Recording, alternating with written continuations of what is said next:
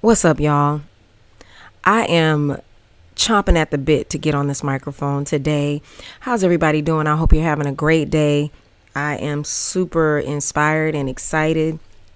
I've been playing around on this here Instagram, this social media, and I want to talk today about Afro-Latinidad, Afro-Latinx identity, racial ambiguity, and the controversy that was stirred recently.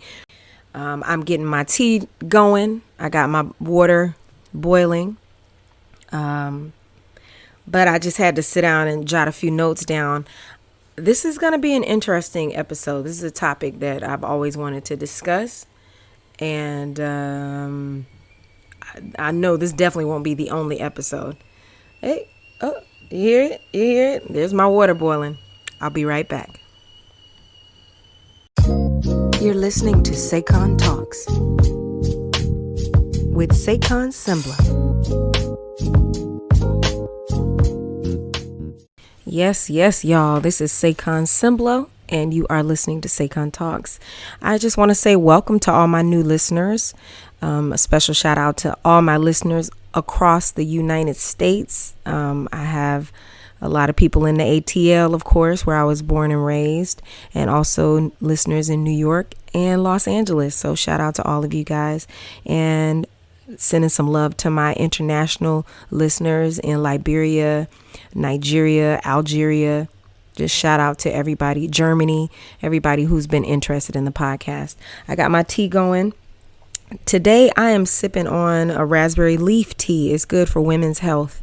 I want to always emphasize, you guys, health is wealth. And so you got to eat to live and drink to live, right? So today I'm doing this raspberry leaf tea. It says it's a fruity blend with rose hips and vanilla for women's wellness. Red raspberry leaf is popular and one of the most popular herbs among midwives and herbalists. From fertility to pregnancy to nursing to menopause, this herb can help a woman at virtually every stage of life. So I'm not shouting out any brands or anything, but ladies, you want to keep it popping, keep it fresh and juicy. Make sure you get your raspberry leaf tea. Every episode I like to talk about what I'm sipping. So that's what I'm sipping on. Let's get to it. Search SayconTalks on YouTube for performances and video. So you guys, I must jump in and say this topic is one that is, it's something that people, black people in the world, people of color in the world, it's a conversation that is either had, at kitchen tables behind closed doors, or it's a conversation that's just not had at all and totally ignored in this world that has a history of slavery, the transatlantic slave trade, and all kinds of different things that happened to people of African descent, atrocities. We find ourselves in this conundrum where, depending on where you're from, what country you're from, what area you're from, what culture you practice, your self-identifying claims to race are affected. So this thing has recently been coming to a head, and I'll be honest, I'm really kind of excited about it. Let me have a little sip of my tea. The reason I'm excited about it is because I think it's a conversation that needs to be had more in the public eye. When we're getting into culture, especially being here in the United States, when we're talking about minorities, quote unquote minorities, only in the United States, because as we know, African people are a huge majority throughout the world. But as minorities here in America, it's a conversation that we need to get into. There's a lot of nuance in life, and let me tell you, I'm all about the nuance. I don't know if it's because of my sign. I'm on the Libra Scorpio cusp, but I really like balance, you guys. I like to really get into the nuance of things, and nothing is ever just black and white. So I'll let you guys know that I was inspired to do a podcast on this topic by one of my relatives by marriage. Our siblings were married to each other at one point. My brother was married to his sister. But besides that, he is a brilliant, brilliant young man. You will find him on Instagram as King Taharka Anderson. Okay. His tag currently on Instagram is African Black Coalition. Taharka Anderson is the director of the Office of Student Affairs for the African Black Coalition, which is a California statewide collective of 15 Black student unions working to secure campus resources for Black African students. He holds a master's degree in social and cultural analysis of education and a bachelor's degree in sociology with a minor in Africana studies from California State University, Long Beach. Shout out to Taharka. He has no idea I'm doing this podcast right now. Although whenever we have a little inbox, like a little DM on the socials, I'm always like, Taharka, when are you going to start your podcast? He always has so much to say. And I must say, I was really inspired by his post, his stories, actually. The thing about Instagram, for those of you who don't use Instagram, I'm not going to be presumptuous. People who use the Instagram platform know there's an area for your main posts, and then there's an area that if you click behind your profile picture, you can see stories. And these are things that people post, issues, topics, pictures, jokes, whatever, that will only last on the page for 24 hours. The stories can also be sort of congregated at the bottom part of the bio section, and people can go back and look at stories that were previously posted. So I'm so glad he put a little section on his page. Again, you guys, if you want to review sort of the things that I'm going to be mentioning, you can go to his page, African Black Coalition, or you can look him up as King Taharka Anderson, and you'll see a little section. It says Afro-Latinx, because these will disappear probably by the time this podcast is edited and up live. These they won't be in his current stories. So if you are someone who's really into Africana studies, Black studies, I highly recommend that you get into his page, follow his page. You'll see his picture with his finger on his face looking like Malcolm X. So shout out to Taharka. I want to go ahead and jump into it. I heard a little bit about people's, and let me back up off this mic. You know, I'm still learning about sound, you guys, and I probably got this sound just splatting all over the place. Let me back up off this mic a little bit. I hope you guys can hear me clearly. So the topic of race in the Americas is very convoluted in many ways, because here in the U.S., especially in the American South, there's always been this sort of the quote unquote one drop rule, which meant if you had a drop of Black blood in you, a drop of African blood in you, it made you Black. And this was something used to identify and separate slaves, something used to, help to emphasize the slave class that was based in color versus slave classes in other parts of the world that were just based on cultural identity, class, wealth, and what have you. I remember growing up down south I grew up in Georgia. I was always surrounded by, during my younger years, I was surrounded by kids, Black kids, kids of color, so to speak, depending on what term you like to use. And I like to use the term Black, you guys. So I mean, no offense if I use Black and other people don't like it. I'm talking. So this is the term I like to use. So I grew up around Black kids, or some people might say African American kids. And whenever there was a biracial person or a multiracial person, if there was Black somewhere in them, we just consider them to be Black. We might say they were mixed or whatever, but we still consider them to be Black.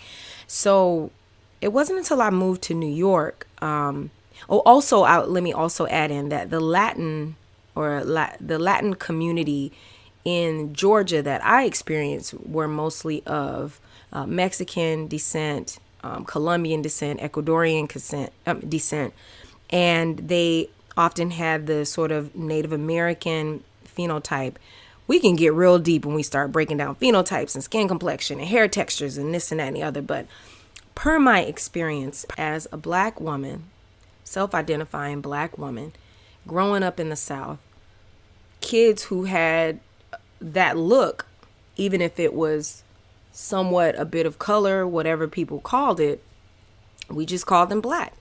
So it wasn't until I moved to New York after I'd done a couple of tours that I really physically experienced being around people who looked like me but did not consider themselves to be Black. This was like a really, really wild thing for me. Let me also add in the fact that my first major national tour, my first Broadway tour that I did, I played a character called Mimi, the national tour of Rent. I, being my chocolate thick African self, auditioned about 7 times for the show. At the time, I was auditioning to be a swing, the Mimi cover, the Joanne cover, an ensemble member who could cover different parts. And I remember, going in for the show, and I will keep it real, because the character Mimi Marquez is a Latin character, originated by Daphne Rubin Vega, who is of Latin descent, I believe Afro-Cuban. Okay, I just looked it up. I was super wrong. Daphne Rubin Vega, who is of Panamanian heritage. She's a Panamanian American dancer, singer, songwriter. She originated the role of Mimi in Rent. Mimi is, she's the leading lady. She's sexy, hot stripper, who is dealing with HIV, dealing with the loss of her love, fighting for his love. And, they have all this drama. They're scrappy kids in the 90s, trying to make it in this New York life. And this is a pretty iconic character with her big, frizzy, curly, kinky, curly hair with, moonlight that drizzled in her hair. This is a pretty iconic character. So most of the women who played this character tended to have, phenotypically, they were the sort of mixed race, stereotypical, what some might call Afro-Latina look. Some might just call Latin, which is the mestizo look.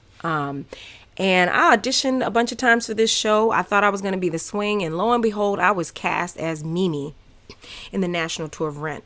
So there I was with my African name, my Southern accent, but I'm really great with accents, so I was able to put on this vibe. And, there's a line in the show where the mother is singing, darling, where are you? And her mother says, Mimi chica, ¿dónde estás? Tu mamá está llamando. And the actress who would be singing those lines would be Black. And me, I'm Mimi in this production, and I'm Black. And people, there was a lot of love I got for playing the role of Mimi. I got a lot of love. People were excited that they had a Mimi that was chocolate. People were excited that I had dark skin and that I was thick, because a lot of the Mimis were very petite. Daphne's very petite, very fit. I was somewhat fit. I've never been like a super duper muscle girl, but I've just always had thicker thighs and, a heavier build for a quote unquote leading lady. But, my collarbone and my cheekbones could fool them all, but this was when the internet was just starting, you guys, so they used to have these boards where people would go on and comment. And there were some people in the boards that were like, she's not Latino. How could she be Latino? She can't play Mimi. Mimi's supposed to be Latino. And this is when it really hit me that Black people in non-English speaking parts of the world, for some reason, are not allowed to claim and represent their heritage. For me, I knew and was aware that there were Black people living in Latin America. There were Black people living in the Caribbean that speak Spanish, Black people living in South America that speak Spanish, Black people living all over the world that spoke Spanish, and that I figured that the idea of speaking Spanish, of coming from this culture, made you Black but Latin. And it was an interesting thing. I mean, there's been several times where I've played characters of different cultures from different countries, and I really took a heavy interest in representing these characters well with pride. And so I remember at that time, you got to understand, when I was in college, I majored in Spanish, you guys. I always wanted to play Celia Cruz and be like, azúcar. I felt like as a Black woman and a part of the African diaspora, I absolutely have a right to play any Black character I like, whether she speaks Spanish, habla español, whether she speaks papiamento, dushi, whatever, I just felt like I should be able to do that. And I had a little wake up call to realize that people and how they claim their culture and how they feel their culture, it's a very, very precious thing.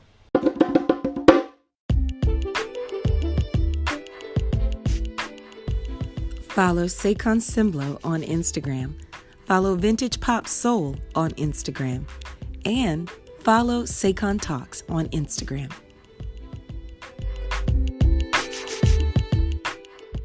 So, knowing how precious that is, how precious that was, playing Mimi Marquez, being Black, being culturally mixed myself, culturally mixed, I say, not racially mixed, but culturally mixed, I felt like I could identify. This thing that has come up most recently with Evelyn Lozada did not start with Evelyn. The topic is popular right now because there are many people who feel that it is popular to claim Afro-Latina or Afro-Latino or Afro-Latinx. The people who feel that it is popular to claim that now because it is a trend. I love Amara La Negra. This singer, actress, dancer, musician has come on strong in the media. She's on another one of their reality shows. I'm so weird, you guys. I don't really watch. The only reality shows I watch is like Housewives of Atlanta and the Braxton show. And I watch sporadically various episodes here and there. But the other, the Basketball Wives and the other different shows, I don't really watch the show. But I love blogs, you guys. I stay out in these YouTube streets. So I watch bloggers, I watch pop culture, I look at social media. So I see people and I see them in their interviews and in their life doing other things, but I know that they're initially popular because of their shows. But I'll keep it all the way real, I haven't really watched Basketball Wives or hip hop, being hip hop, whatever. There's all these different shows. But I know who a lot of these people are because I follow them just in general. And Amara La Negra, she came out. When I see old pictures of her as a little girl, I'm like, oh my God, that's me. The thick little girl singing and feeling all good and doing her thing. I would see her doing her thing. And she came out strong with the big afro, unapologetic, saying, I am Black. I am Afro-Latina. I am representing mi cultura. I'm representing my race. I'm representing for Dominican people. And we exist. And she came hard saying we exist. And I famously remember when I saw her on this episode of The Breakfast Club, I got so ticked off. She was on this episode of The Breakfast Club, and Charlemagne the God, he was really dismissive of her talking about the experience of erasure, the experience of not being claimed and represented amongst Black Latino people. And I was so ticked. I remember because I like watching The Breakfast Club, and I was one of those rare people who liked Charlemagne despite some of all his craziness. But at that time, I really was like, ooh, I can't rock with him. I found him to be so offensive. She was talking about her experience, she was talking about her life and growing up, and he just was really, really dismissive. And that's when it really reminded me again how hard it must be to be Black and be in the Spanish speaking world and not be able to properly claim your roots, but yet have everything surrounding you, music, culture, everything being so strongly inspired by African culture. So I want to read a few of the comments that I did some screenshots because it is a controversial topic and there are a lot of feelings that people have. You know, I remember when our girl, she played Nina Simone, and people were really upset that the actress Zoe Saldana was playing Nina Simone, and a lot of people were upset. A lot of Black Americans were upset because she is of Afro-Latina heritage, which I'm sure within her family, she might be one of the darkest ones in her family, so she's considered Black. But amongst Black people, culturally, they felt like a better choice should have been made. And I remember arguing, as me, even a Black actress, I remember arguing for her right to play the role as a Black woman representing Black women throughout the diaspora. Some of my friends looked at me like I was crazy, you know, but I remember it being so controversial, and, you know, the lines are so weirdly drawn. And so I want to read some of these quotes that came, because a lot of these people were expressing what I saw as the nuance with this subject. The Afro-Latin diaspora. So some of these quotes are from various pages on Instagram and whatnot. The African Latin diaspora says, "No need to speak for dark-skinned women, pass the mic." That's one. There was a comment from, let's see,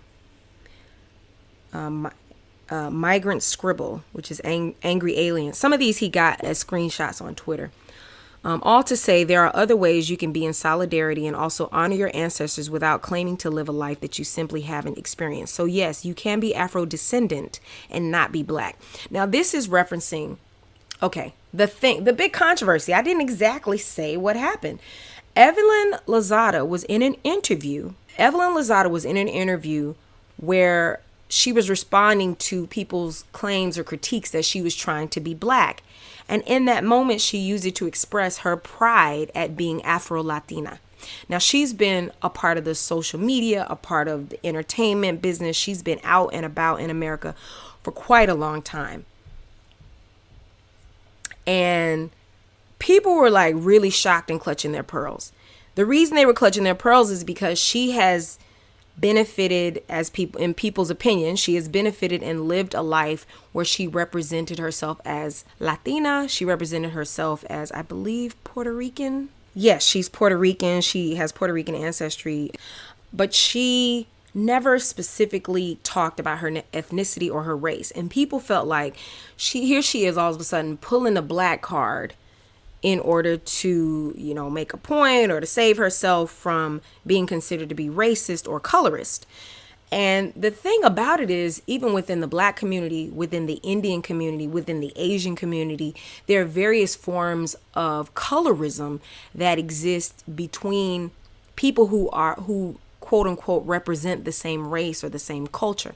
And then there are people who are of the same race but are of different cultures. And so a lot of these people were getting into the nuance of being Black versus being Afro-Latina, or Afro-Latinx, which they felt, hey, Amara La Negra is representing, she's showing us the face of the Black Latin person.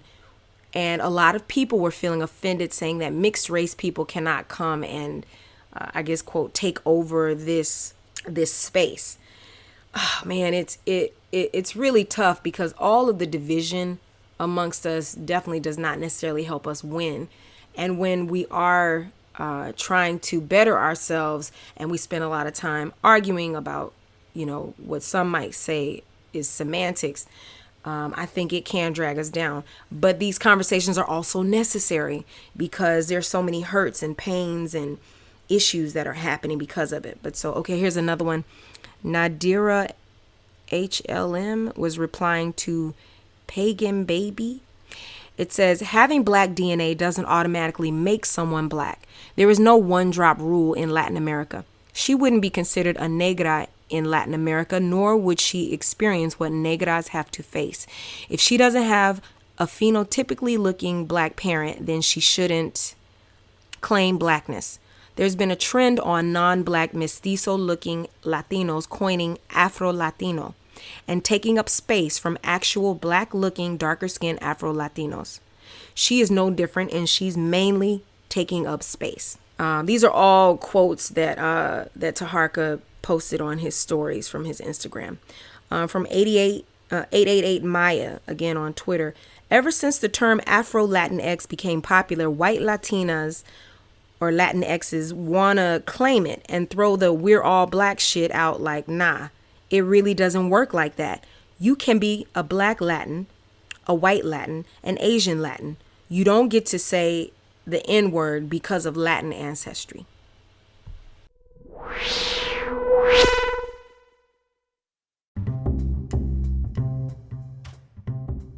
Welcome this holiday season, my new line of vintage pop soul and VPS by Saycon lashes. Yes, y'all, I'm selling mink lashes. These are the ones that I wear during my concerts. They last. I can sing in them all night. I can sweat, I can dance, and they look so beautiful, soft, and luxurious. So don't forget to visit the Saycon store and get your pair of vintage pop soul or VPS by Saycon lashes. Mink lashes, y'all.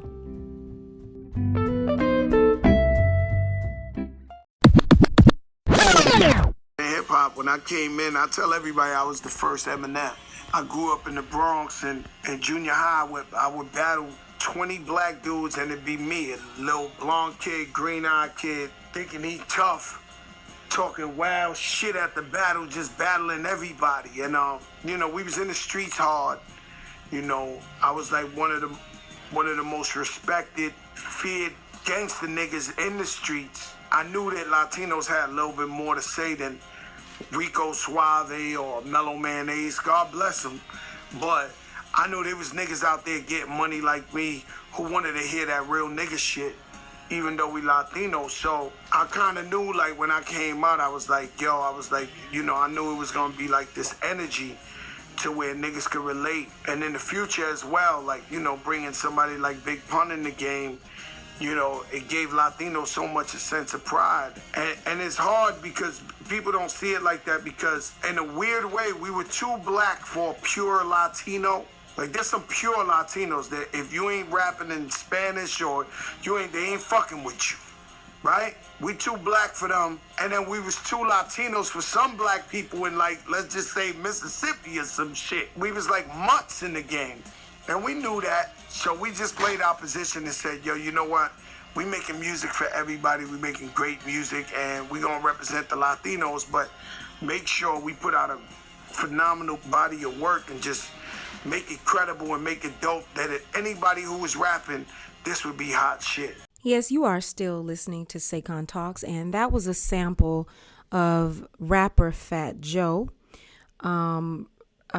As he was in an interview on 24/7HH, meaning 247hiphop.com. It was an interview that he did speaking on just the dichotomy of having Latino and Black or African roots and growing up in New York City. I will definitely say, as a person who has lived, honestly, I've lived half my life down south in the American South, and I've lived half my life in New York, the American North. And people's views on color are totally different from region to region. I mean, it is fascinating, and just remarking on Fat Joe explaining the feelings of needing something more in his hip hop.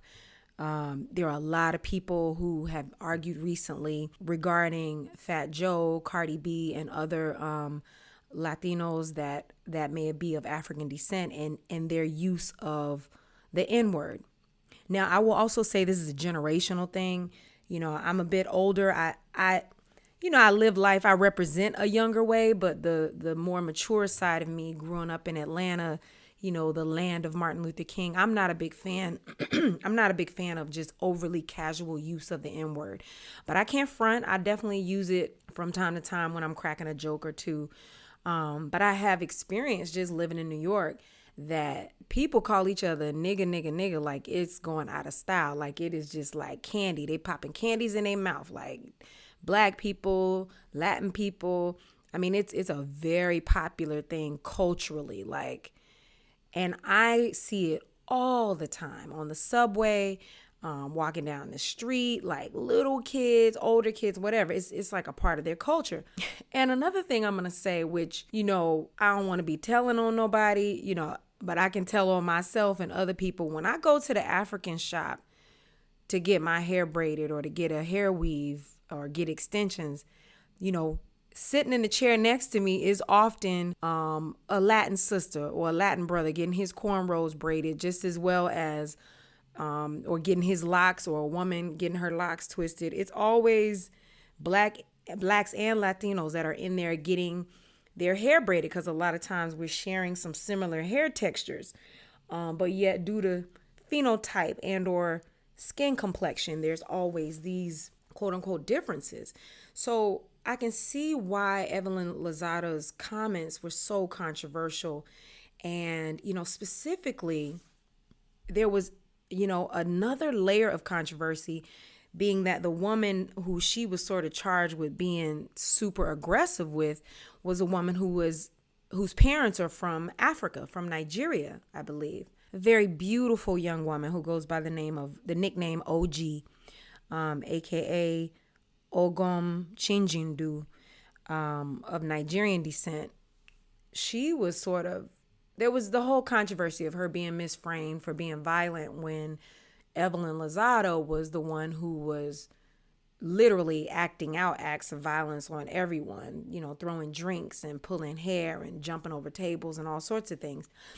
And it brought to mind a conversation about colorism and how women of darker skin can often be framed as being more violent, being more masculine, being more aggressive, not being as beautiful and whatnot. And so the conversation, when you start to talk about Afro-Latinidad, black culture, quote unquote, black culture, which generally when people say black, they're speaking of people of African descent that are born and raised in the United States,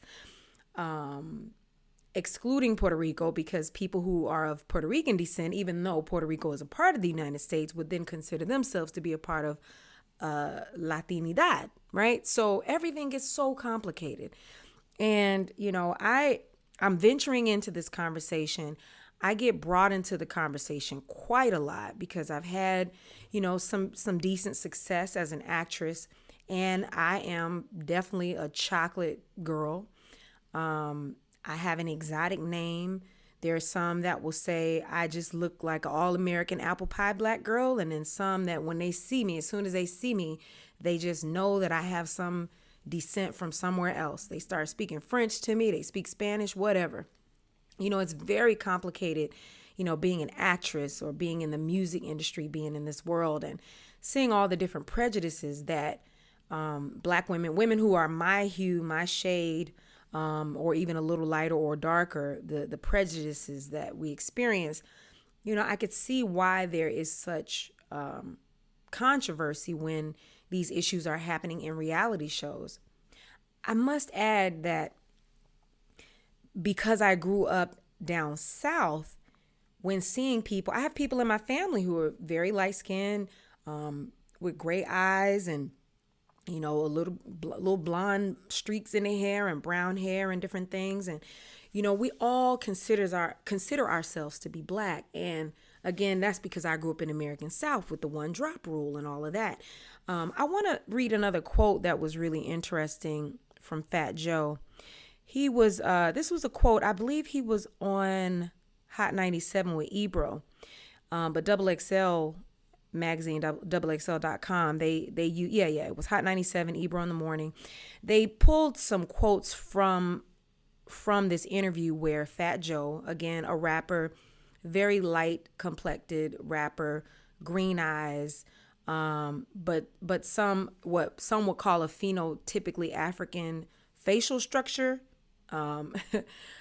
He was speaking on the topic and he said, "Let's speak about Latinos not being black. Latinos are black. In Cuba, at one time, there was 8 million Cubans. 5 million, unfortunately, were slaves. 3 million were actual Cubans, and they integrated and had babies. Same thing with Puerto Rico.